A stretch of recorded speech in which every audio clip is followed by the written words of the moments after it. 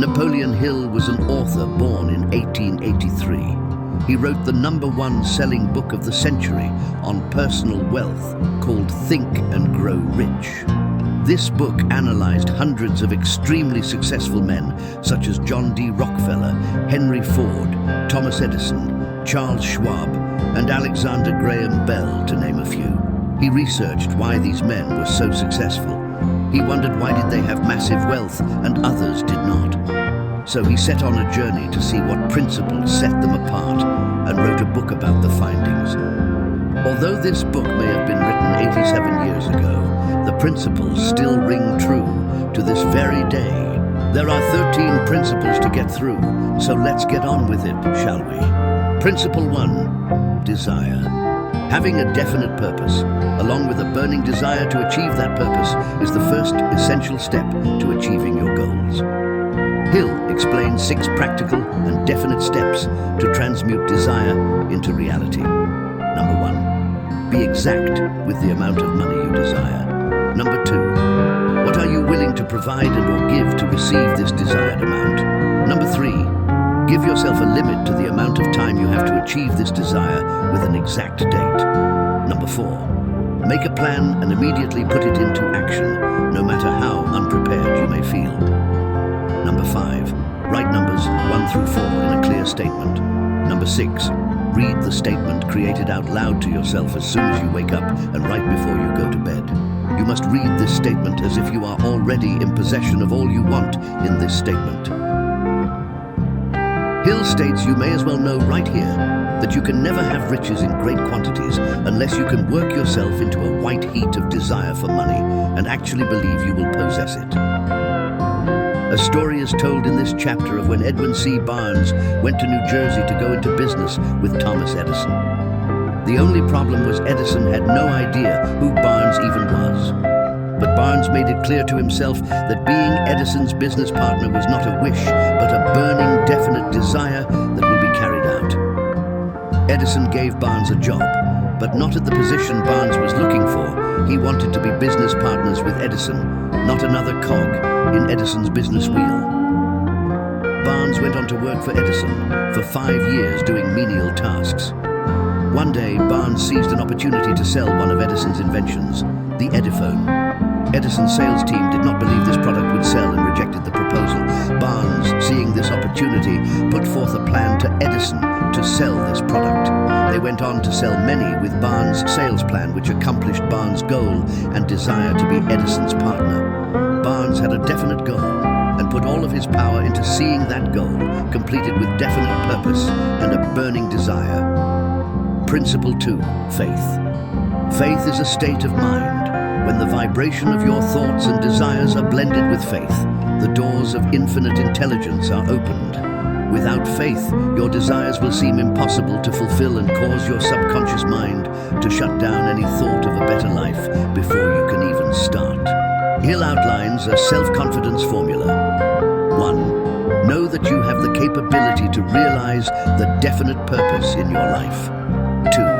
The thoughts that you allow to dominate your mind will eventually transform into physical reality.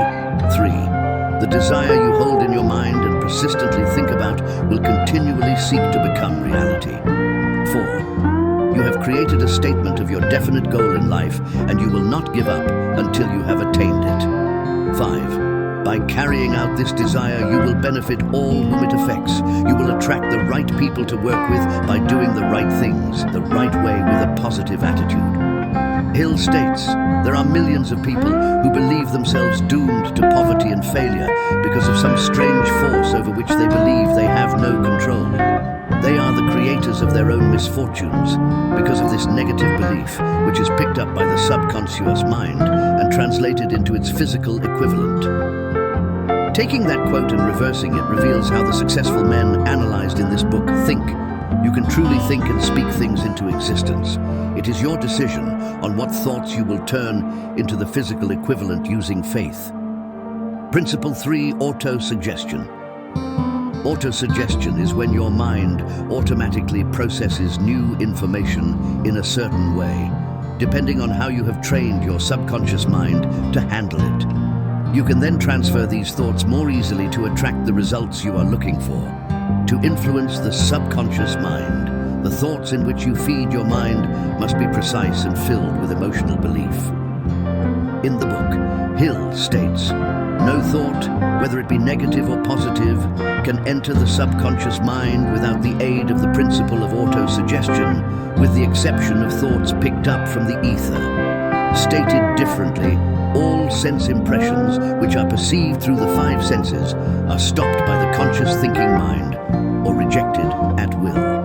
The conscious faculty serves, therefore, as an outer guard to the approach of the subconscious. Principle 4. Specialized knowledge. The next step is understanding that having an abundance of general knowledge has little use in the accumulation of money, but having organized, specialized knowledge in a niche subject can make you rich. One of the richest men in history had this to say regarding knowledge. Andrew Carnegie stated that he, personally, knew nothing about the technical end of the steel business. Moreover, he did not particularly care to know anything about it. The specialized knowledge which he required for the manufacture and marketing of steel, he found available through the individual units of his mastermind group. What this means is the man who accumulates the wealth does not necessarily need to personally have the specialized knowledge needed, but rather requires the access to an organized group of highly specialized people. This mastermind group of specialized minds is the key to a successful venture. Principle 5. Imagination. Man's only limitation within reason lies in his development and use of his imagination. All successful products and services in the world started off as just an idea in someone's imagination. Hill states that there are two types of imagination: synthetic and creative imagination. Synthetic imagination is the product of rearranging past ideas, experiences, or observations until something clicks in your mind that seems right to move forward with. If you cannot draw on new ideas using synthetic imagination, you may have to try creative imagination. This is the process in which you get ideas from scratch in your mind, from inspiration or a gut feeling which have not been thought of before. By having a strong desire, you refine your focus and interest on what you are observing and experiencing, and you see it through a new perspective that helps you automatically generate creative thoughts, effortlessly. This is because you are giving your mind something to look for, something to focus on. This ideology also ties back to the chapter on autosuggestion. You can use this to your advantage to supercharge your imagination. This faculty functions only when the conscious mind is vibrating at an exceedingly rapid rate, as for example, when the conscious mind is stimulated through the emotion of strong desire. And don't be afraid to change your environment to foster more creative thoughts. Changing your environment by, say, walking on a nature trail surrounded by trees and natural streams, sitting at a lively coffee shop or a dimly lit library can have a profound effect on your motivation to spark that subconscious idea or write down something great.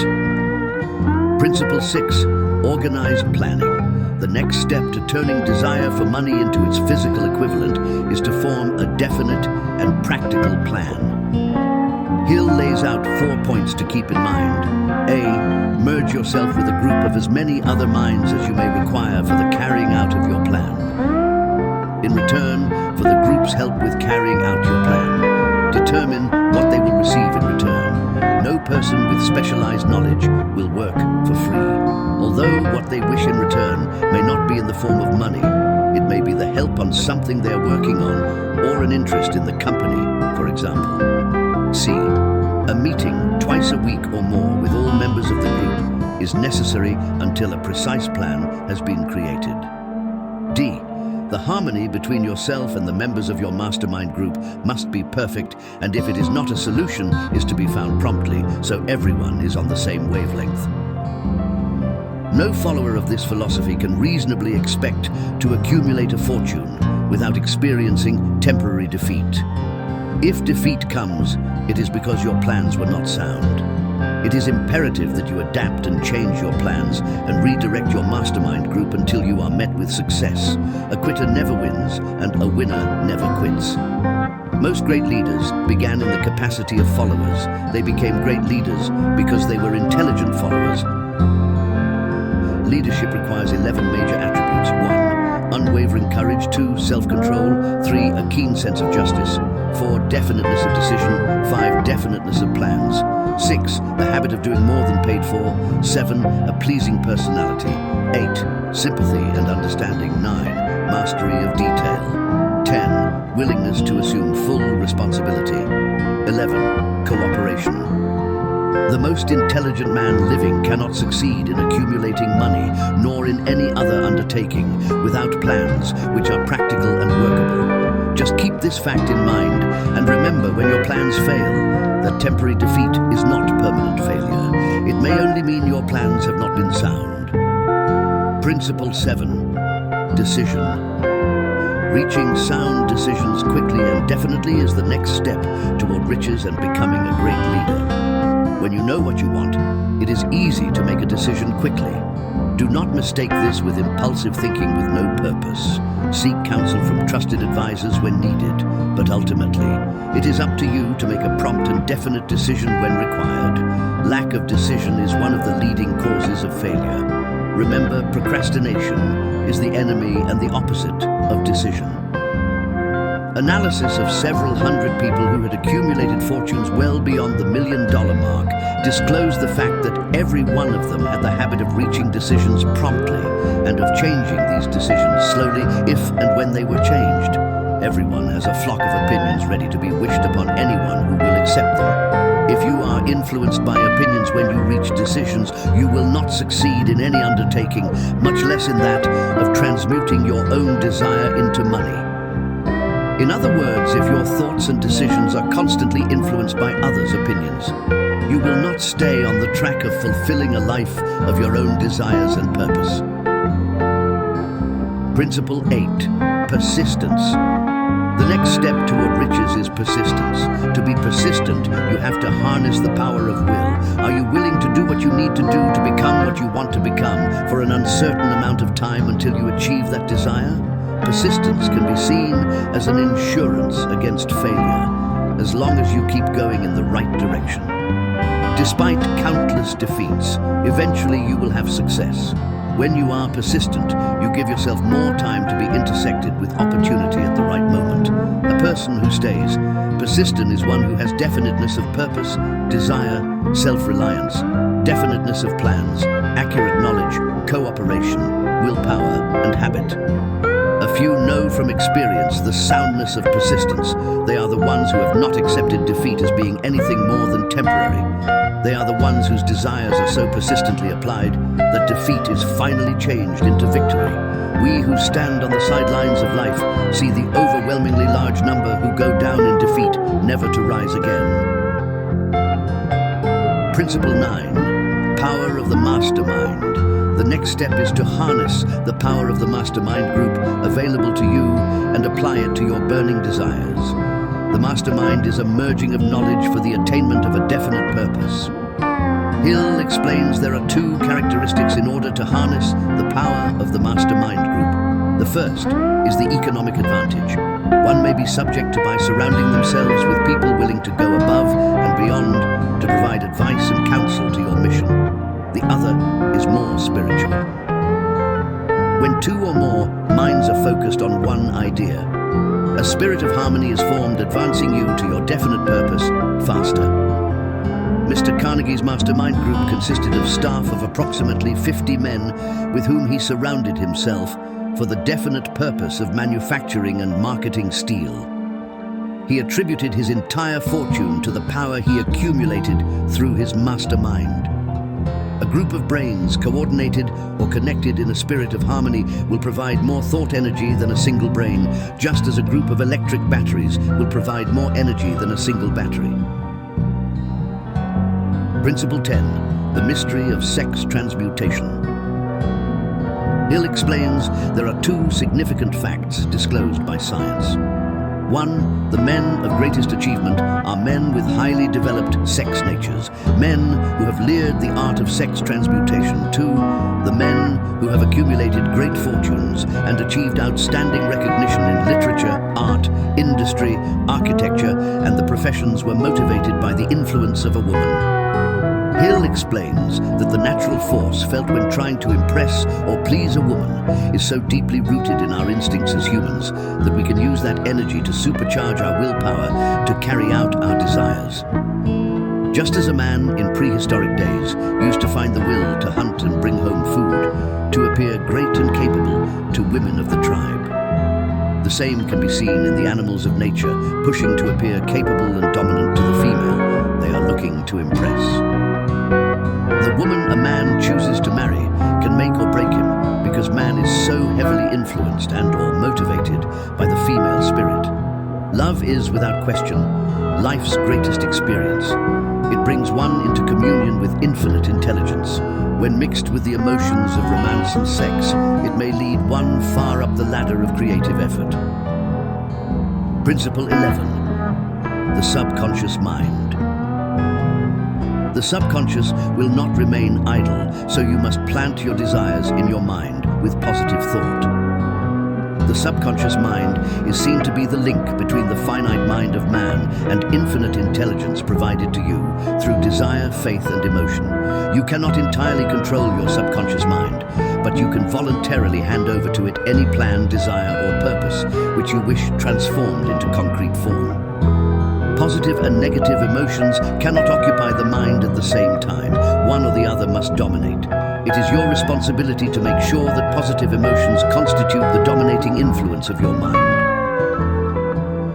To train your subconscious mind, you must first feed it positive emotions such as desire, faith, and enthusiasm, rather than fear, jealousy, hatred, and anger, to name a few. You can think of emotions as the yeast in a loaf of bread, which is the action agent. To activate your subconscious mind, you must start with the right emotions. Principle 12. The brain. The power and vibration of your mind may not be able to be seen with the human eye, but it is there like a radio signal is there if you are at the correct frequency. Vibrations of an exceedingly high rate are only vibrations picked up and carried by the ether from one brain to another. Thought is energy traveling at an exceedingly high rate of vibration.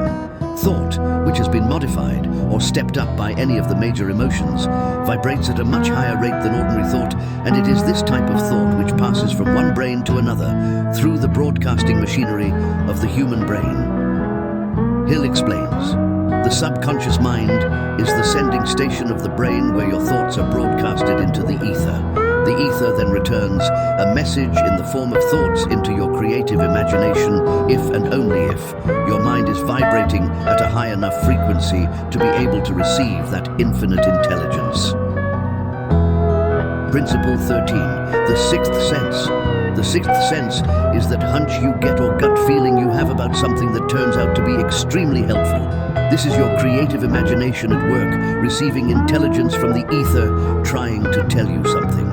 The sixth sense flashes ideas and thoughts into your mind and can spark inspiration. The chapter on the sixth sense was included because the book is designed for the purpose of presenting a complete philosophy by which individuals may unerringly guide themselves in attaining whatever they ask of life. The starting point of all achievement is desire. The finishing point is that brand of knowledge which leads to understanding of self, understanding of others, understanding of the laws of nature, recognition, and understanding of happiness. This is quite a lot of information to grasp all at once, but that's why you should read books over and over until you get the marrow out of it. I look forward to exploring some more lost wisdom in the future together. Hope you enjoyed this summary, and goodbye for now.